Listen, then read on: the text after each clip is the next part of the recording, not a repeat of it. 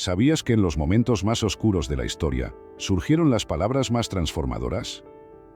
Hoy nos adentraremos en el instante más crítico de la humanidad, cuando Jesús, clavado en una cruz, pronunció 7 frases que aún resuenan con un poder indescriptible. Estas no son simples palabras, son un legado de amor, perdón y redención que continúa transformando vidas. Imagina esto: el aire en Jerusalén está cargado de tensión. Es el año 33, la Pascua está en pleno apogeo, y las calles están abarrotadas de peregrinos. Hace solo unos días, Jesús fue recibido como rey, aclamado por multitudes que agitaban ramas de palmas.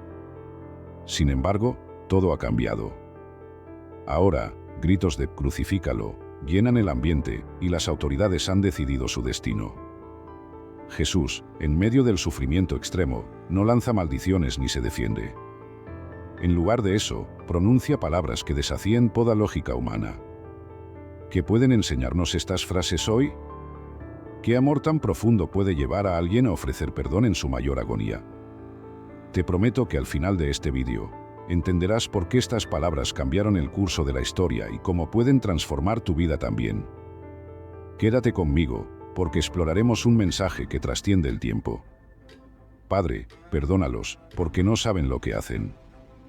Estas fueron las primeras palabras que Jesús pronunció desde la cruz, y desde entonces han resonado a lo largo de los siglos como un eco de amor y misericordia. Imagina la escena: Jesús, colgado entre cielo y tierra, su cuerpo desgarrado por los azotes, sus manos y pies perforados por clavos. A su alrededor, soldados romanos juegan a los lados por su túnica, mientras la multitud se burla de él sin piedad. Líderes religiosos celebran lo que creen que es su victoria. En este ambiente de odio, burla y desprecio, Jesús no responde con reproches ni con ira. En cambio, eleva su voz al cielo y pide: Padre, perdónalos, porque no saben lo que hacen. Estas palabras son un acto de intercesión, un ruego a Dios para que perdone a aquellos que lo están torturando y humillando. Pero ¿a quién se refiere Jesús exactamente?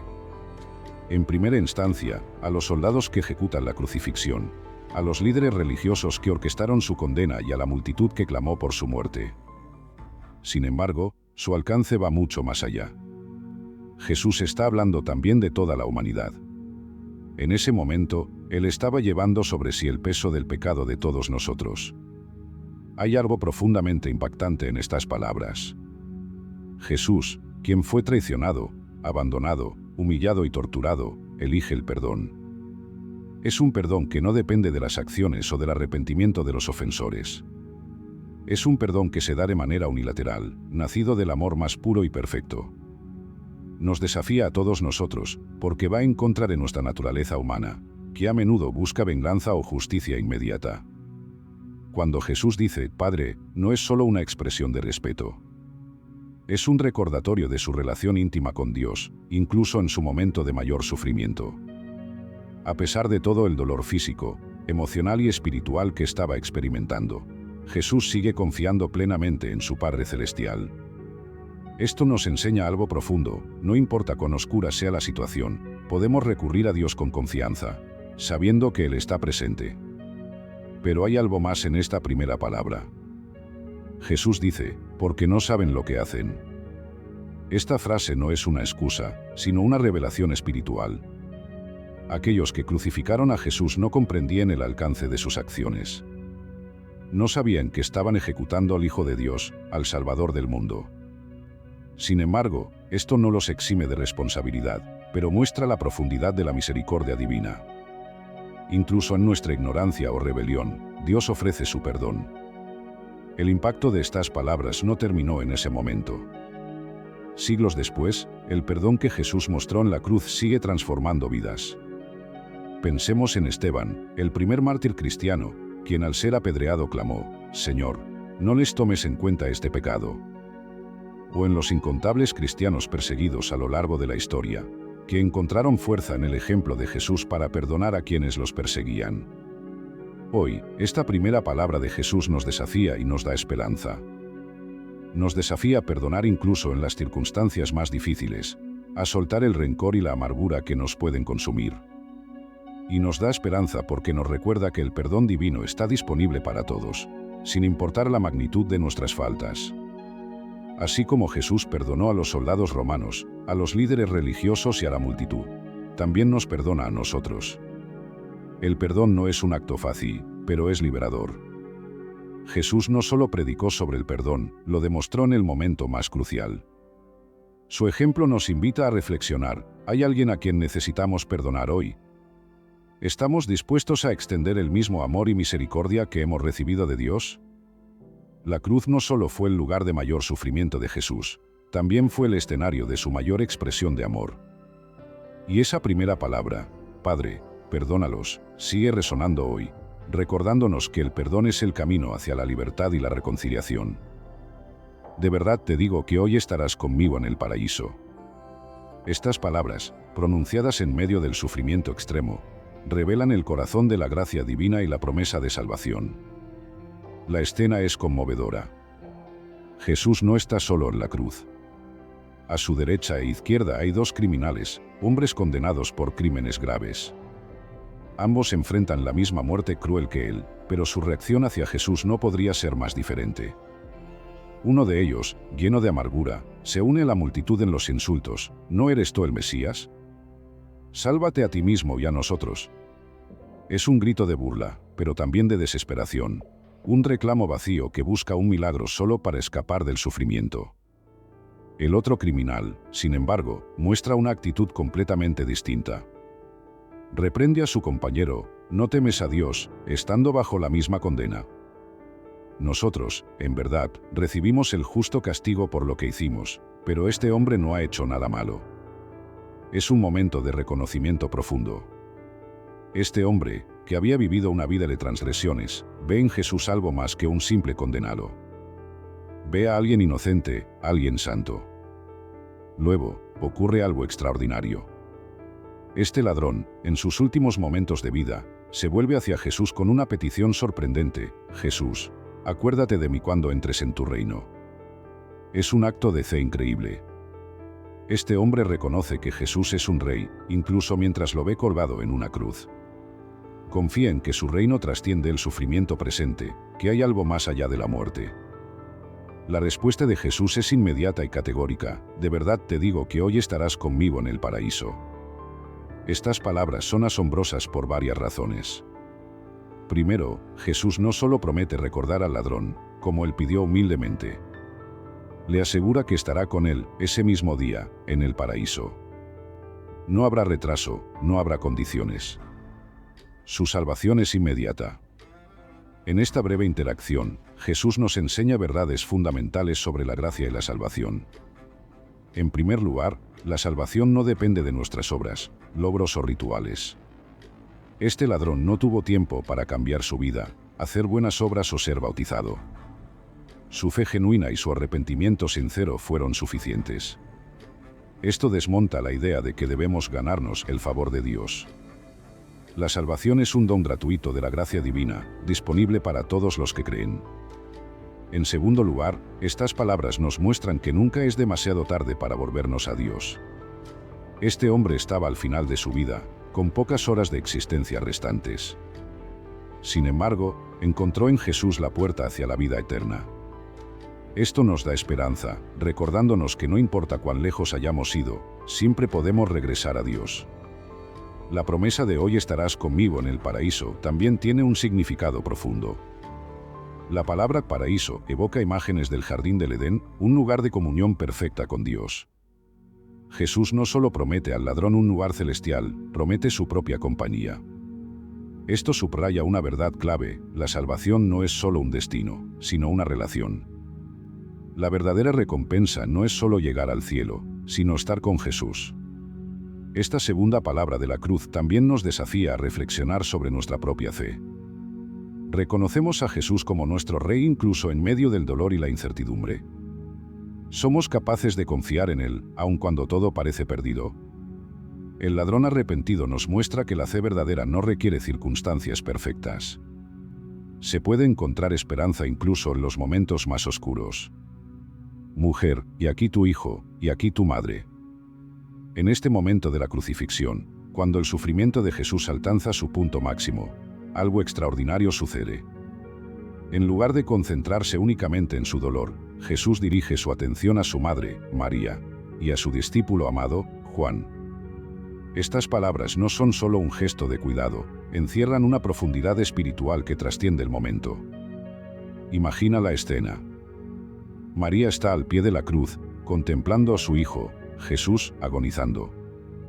Es la culminación de un dolor que había sido anunciado décadas atrás por el profeta Simeón, quien le dijo: «Y a ti misma una espada te atravesará el alma».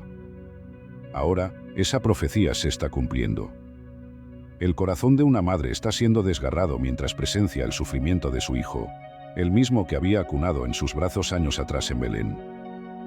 Junto a María está Juan, el discípulo amado, quien permaneció fiel cuando otros discípulos huyeron. Jesús, al verlos, pronuncia estas palabras: «Mujer, y aquí tu hijo, y aquí tu madre». Con estas frases, Jesús encomienda a Juan el cuidado de su madre y a María el cuidado de Juan. Pero estas palabras van más allá de un simple acto de responsabilidad familiar. Jesús está estableciendo un nuevo tipo de relación, una familia espiritual basada en la fe, no en la sangre. Es significativo que Jesús se refiera a su madre como mujer en lugar de madre. Aunque esto podría parecer distante, en realidad eleva el momento a un nivel universal. En este acto, María no solo es la madre de Jesús, sino que representa a la humanidad que necesita consuelo, cuidado y redención. Esta misma forma de dirigirse a ella ya había sido utilizada por Jesús en las bodas de Caná, al inicio de su ministerio, y ahora, en la cruz, señala la culminación de su misión redentora. El acto de confiar a Juan el cuidado de María también demuestra el profundo respeto de Jesús por los lazos humanos. A pesar de estar cumpliendo el propósito eterno de la redención, no descuida las necesidades inmediatas de los que ama. En medio de su sufrimiento, se preocupa por asegurar que su madre no quede desamparada. Esto resuena con el quinto mandamiento: honra a tu padre y a tu madre. Jesús cumple perfectamente la ley incluso en su hora más oscura. Pero esta tercera palabra no solo tiene implicaciones prácticas, también tiene un significado espiritual profundo. En ese momento, Jesús está formando una nueva comunidad de fe. María y Juan representan a todos los creyentes que, a partir de ese instante, forman una familia espiritual en Cristo. En la Iglesia, las relaciones de fe se convierten en tan importantes como los lazos de sangre. Como escribió Pablo más tarde, ya no sois extranjeros ni forasteros, sino conciudadanos de los santos y miembros de la familia de Dios. La presencia de María y Juan al pie de la cruz contrasta con la ausencia de los demás discípulos, quienes habían huido por miedo. Este pequeño grupo demuestra que el verdadero amor persiste incluso en las circunstancias más adversas. También nos muestra que, en Cristo, siempre hay un lugar para aquellos que permanecen cerca, incluso cuando todo parece perdido. Para nosotros hoy, esta tercera palabra nos desafía a reflexionar sobre nuestras propias relaciones. ¿Cuidamos de nuestras familias y comunidades como Jesús nos enseñó? ¿Vemos a la Iglesia como una familia espiritual donde todos somos responsables unos de otros? Este acto de amor en medio del sufrimiento nos recuerda que la espiritualidad auténtica no nos aleja de nuestras responsabilidades humanas, más bien, las profundiza y perfecciona. Dios mío, ¿por qué me has abandonado?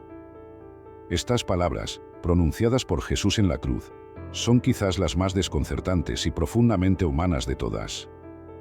En un momento de oscuridad total, física y espiritual, Jesús clama al cielo, expresando lo que parece ser un sentimiento de abandono divino. Pero, ¿qué significan realmente estas palabras y qué nos enseñan? La escena es impactante. Desde la sexta hora hasta la novena hora, una oscuridad sobrenatural cubre toda la tierra. No es una tormenta, no es un eclipse. Es un acto simbólico y cósmico que refleja la magnitud de lo que está ocurriendo. Jesús, el Hijo de Dios, el Salvador del mundo, está colgado en una cruz, llevando sobre sí el pecado de toda la humanidad. Y en medio de este momento de sufrimiento extremo, lanza un grito desgarrador: Eli, Eli, lama sabactani. Este clamor es una cita directa del Salmo 22:1, un salmo mesiánico que describe con detalle el sufrimiento del justo. Al citar estas palabras, Jesús no solo está expresando su angustia, también está señalando que las Escrituras se están cumpliendo en ese momento. Sin embargo, este no es un simple gesto simbólico. Jesús está experimentando algo real, algo que nunca antes había sentido, la separación del Padre. Desde la eternidad, Jesús había estado en comunión perfecta con Dios Padre. Pero en este momento, cargando con el pecado del mundo, siente el peso del abandono divino. No porque el Padre haya dejado de amarle, sino porque Jesús está llevando la consecuencia total del pecado humano, la separación de Dios. Como Pablo explica más tarde, al que no conoció pecado, por nosotros lo hizo pecado, para que nosotros fuésemos hechos justicia de Dios en él. Este grito de abandono no es un signo de desesperación ni de falta de fe. De hecho, incluso en su agonía, Jesús sigue llamando a Dios mi Dios. Esto muestra que su relación con el Padre, aunque aparentemente rota en ese momento, sigue siendo de confianza y reverencia. Jesús no cuestiona el plan de Dios, más bien, está expresando la brutal realidad de lo que significa llevar el pecado de la humanidad. Para los testigos de la crucifixión, este momento habría sido desconcertante. Algunos incluso se burlaron, diciendo que Jesús estaba llamando a Elías. Pero para aquellos que entendían las Escrituras, este grito era una declaración poderosa. Estaba cumpliendo las profecías y demostrando que él era el Mesías prometido. Sin embargo, el costo era inimaginable. Para nosotros, esta cuarta palabra tiene múltiples significados. Primero, nos muestra el costo real de nuestra redención. El abandono que Jesús experimentó en la cruz es lo que nosotros merecíamos debido a nuestro pecado. Pero Él tomó nuestro lugar, para que nunca tengamos que experimentar esa separación eterna de Dios. Este sacrificio nos recuerda la profundidad del amor de Dios, que estuvo dispuesto a dar a su Hijo único para salvarnos. Segundo, esta palabra valida nuestras propias experiencias de dolor y soledad. Todos hemos tenido momentos en los que nos sentimos abandonados, incluso por Dios. Jesús, en su humanidad, entiende perfectamente ese sentimiento. Nos muestra que es posible ser completamente honestos con Dios acerca de nuestras luchas, incluso cuando no entendemos lo que está sucediendo. Finalmente, esta palabra nos lleva a reflexionar sobre el propósito del sufrimiento. Aunque el clamor de Jesús parece un grito de derrota, en realidad es parte del plan redentor de Dios. La oscuridad de ese momento dio paso a la luz de la resurrección. Esto nos recuerda que, aunque no siempre entendemos el propósito de nuestro dolor, podemos confiar en que Dios está trabajando para nuestro bien. Cuando escuchamos, Dios mío, ¿por qué me has abandonado?, no solo estamos presenciando el sufrimiento de Jesús, también estamos viendo la victoria del amor sobre el pecado. Su grito no es el final, sino el puente hacia la redención. Y para nosotros, es una invitación a confiar en Dios incluso en los momentos más oscuros, sabiendo que, gracias a Jesús, nunca estaremos realmente solos. Tengo sed. Estas dos palabras, aparentemente simples, encierran una profundidad de significado que abarca tanto la humanidad plena de Jesús como el cumplimiento de la misión redentora que vino a realizar.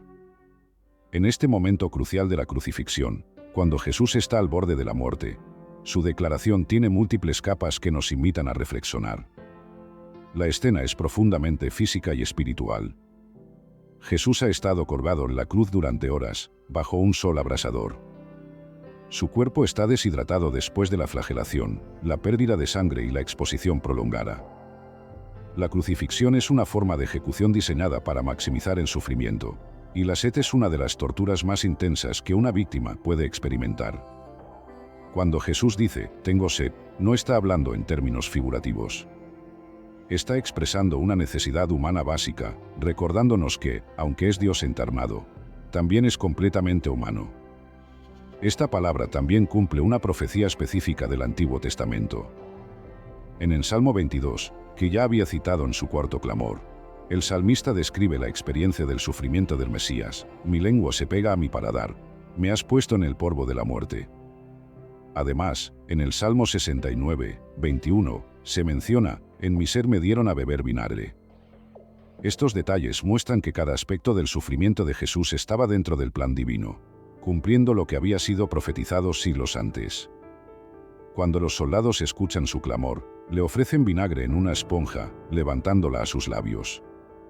Este gesto parece mezquino y cruel. El vinagre, una bebida agria que los soldados romanos solían consumir, no es suficiente para saciar la sed de alguien en su estado. Sin embargo, este acto también es parte del cumplimiento de las Escrituras, mostrando que hasta en los pequeños detalles, el sacrificio de Jesús estaba predicho. Pero más allá de la sed física, hay una dimensión espiritual en estas palabras. Jesús, quien una vez se presentó como el agua viva a la mujer samaritana en el pozo, Juan 4:14, ahora experimenta una sed profunda. No es solo la deshidratación, es la sed de comunión, interrumpida momentáneamente por el peso del pecado que lleva. Es la sed de concluir su misión, de reconciliar a la humanidad con Dios. Este clamor resuena con su deseo de cumplir plenamente la voluntad del Padre, incluso en medio del dolor extremo. Cuando Jesús dice, tengo sed, también se conecta con nuestra propia experiencia humana. Todos hemos sentido sed, no solo en el sentido físico, sino también en el espiritual y emocional. Es la sed de significado, de propósito, de conexión con Dios. Jesús, al experimentar esta sed en la cruz, se identifica con nuestras necesidades más profundas. Nos muestra que incluso en nuestros momentos de mayor vacío, Él está presente, entendiendo y compartiendo nuestra humanidad. Además, esta palabra nos desafía a reflexionar sobre cómo respondemos a las necesidades de los demás. Jesús dijo en otra ocasión, tuve sed, y me disteis de beber. Su declaración en la cruz nos recuerda que, como sus seguidores, estamos llamados a atender las necesidades físicas y espirituales de quienes nos rodean. Así como Jesús identificó la sed en su momento más vulnerable, nosotros también debemos estar atentos a las necesidades de los demás y actuar con compasión.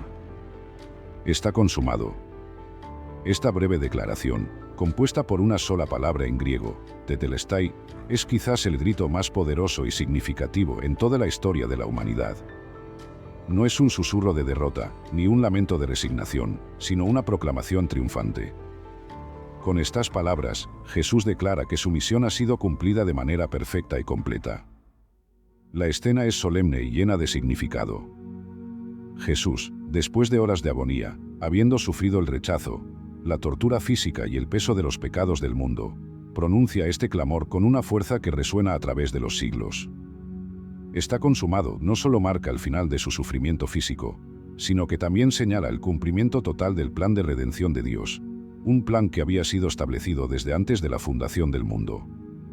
Para entender el peso de estas palabras, es importante considerar su contexto en la cultura de la época. Tetelestai era una palabra común utilizada en transacciones comerciales para indicar que una deuda había sido pagada en su totalidad. Cuando un deudor liquidaba lo que debía, el acreedor escribía tetelestai en el recibo, indicando que ya no había nada pendiente.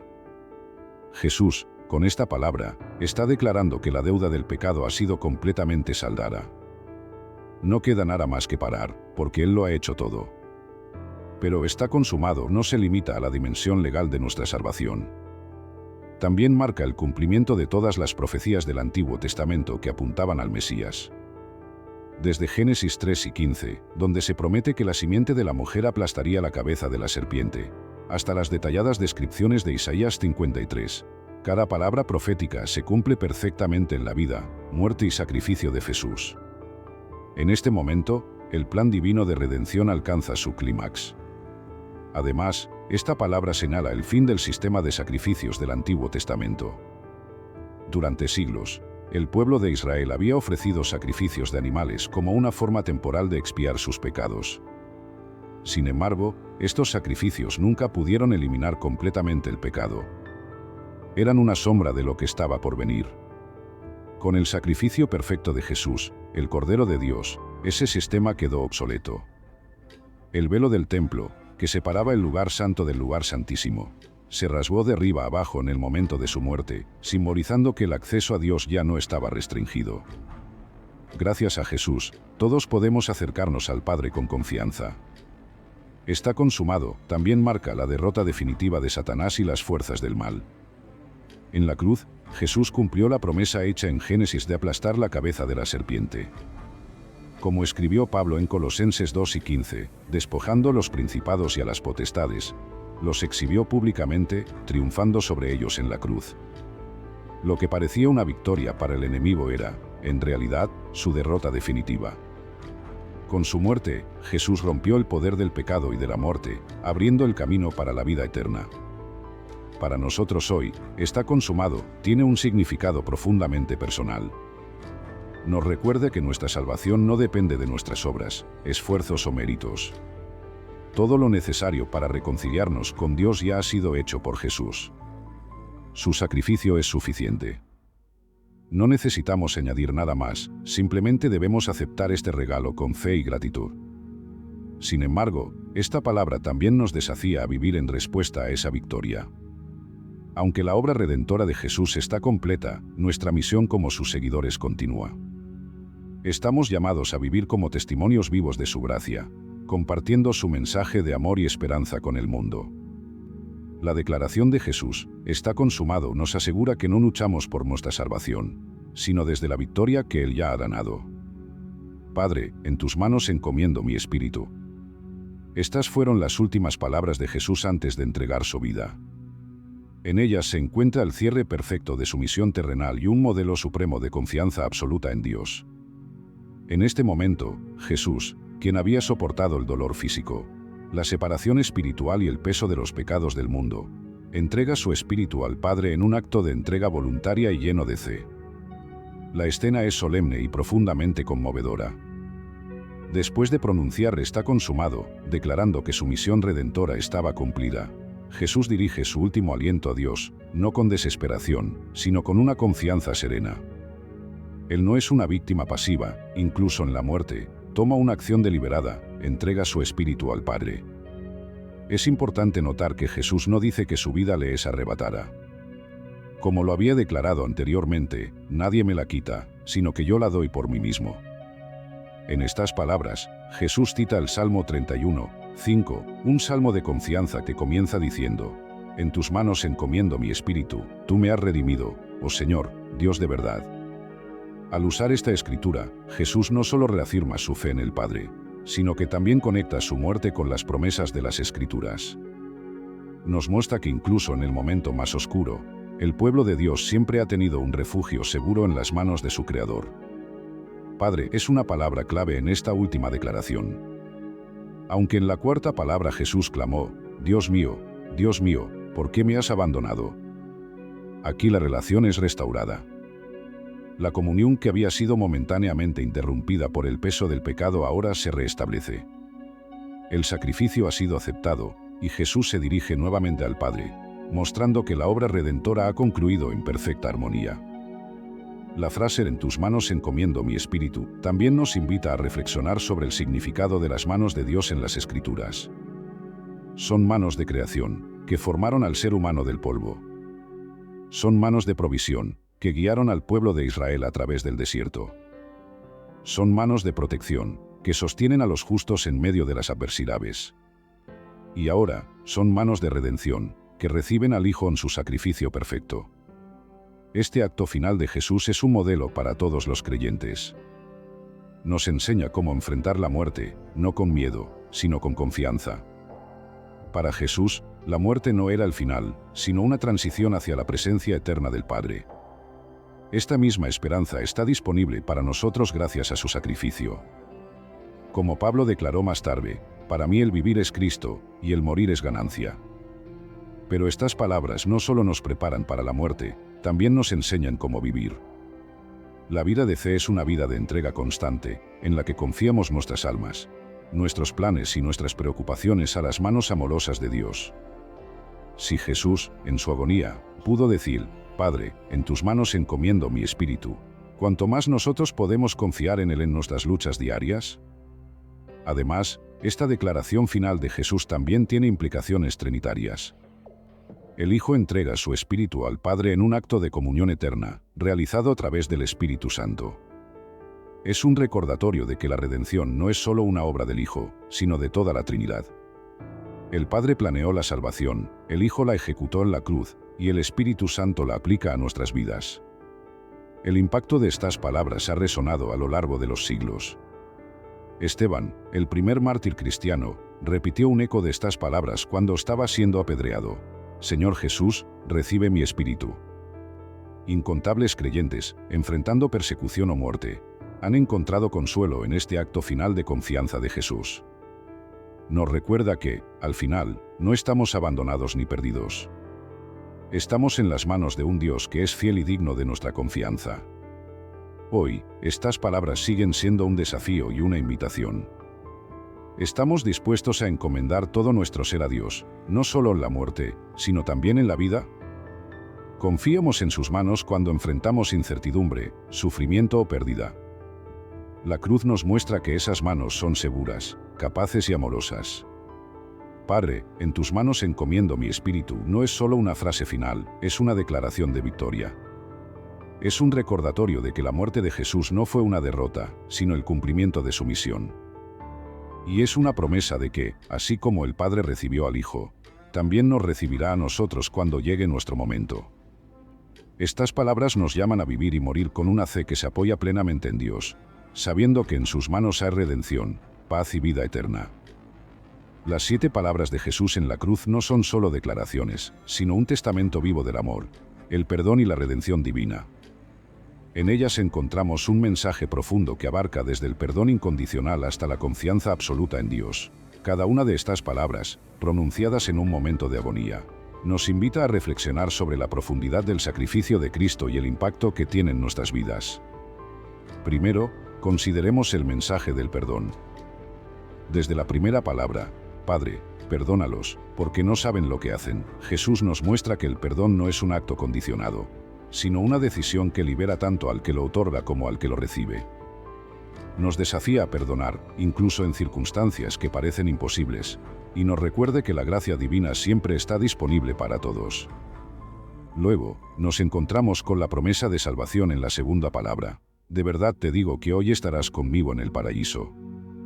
En este acto de gracia, Jesús demuestra que la salvación no depende de nuestras obras, sino de nuestra fe genuina. Es un recordatorio de que nunca es demasiado tarde para acercarnos a Dios y recibir su amor.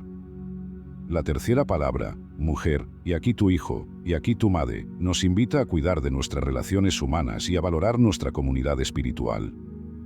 Jesús, en medio de su sufrimiento, nos muestra que el amor humano y divino están entrelazados, y que somos llamados a cuidarnos mutuamente como una familia en la fe. En la cuarta palabra, Dios mío, ¿por qué me has abandonado? Vemos la humanidad plena de Jesús al experimentar la separación del Padre por el peso de nuestros pecados. Este clamor nos recuerda el costo real de nuestra redención y nos da consuelo al saber que Jesús entiende nuestro sufrimiento y nuestras dudas más profundas. La quinta palabra, tengo sed, es un reflejo de la humanidad de Jesús y su deseo de cumplir la voluntad del Padre. Nos recuerde que incluso en nuestra debilidad y necesidad, Dios está trabajando para saciar nuestra sed espiritual y darnos vida eterna.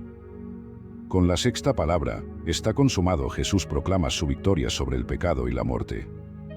Su sacrificio es suficiente, y su obra redentora está completa.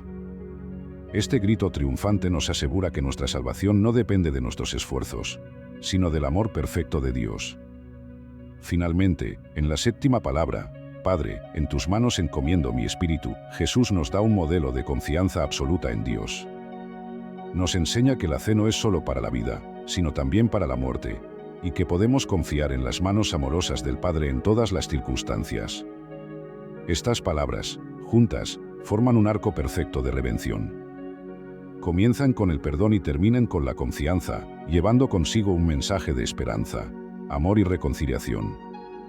Nos enseñan cómo vivir, perdonando, cuidando de los demás, enfrentando nuestras luchas con honestidad y confiando plenamente en Dios. También nos enseñan cómo morir, con la certeza de que, gracias al sacrificio de Jesús, la muerte no es el final, sino el comienzo de una vida eterna en comunión con el Padre. Hoy, estas palabras siguen resonando como un faro de esperanza y transformación.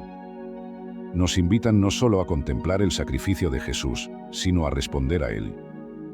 Nos llaman a perdonar como hemos sido perdonados, a confiar como Él confió y a amar como Él amó. Nos desafían a vivir de una manera que refleje el legado de la cruz en nuestras vidas. Al terminar este recorrido por las 7 palabras de Jesús, te dejo con una invitación. Reflexiona sobre cómo estas palabras pueden transformar tu vida. Permite que el mensaje de la cruz penetre tu corazón y te lleve a una vida de fe más profunda. Y si este mensaje ha tocado tu corazón, compártelo con alguien que lo necesite. Porque las palabras de Jesús, pronunciadas hace más de 2000 años, siguen siendo una fuente de luz y esperanza para toda la humanidad.